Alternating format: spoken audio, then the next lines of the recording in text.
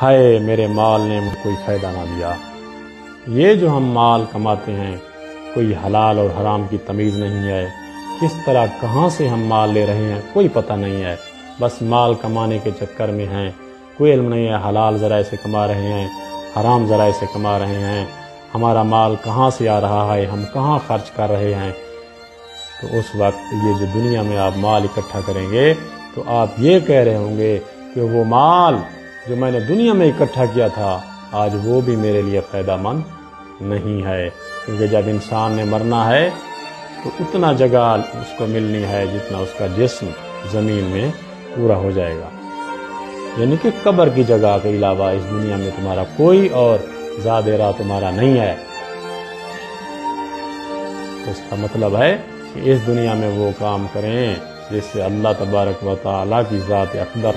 راضی ہو اور ہمارے نبی اکرم صلی اللہ علیہ وآلہ وسلم کے عمل کی مہر ہو، کہ ہمارا عمل نبی اکرم صلی اللہ علیہ وآلہ وسلم کے عمل کے مطابق ہو۔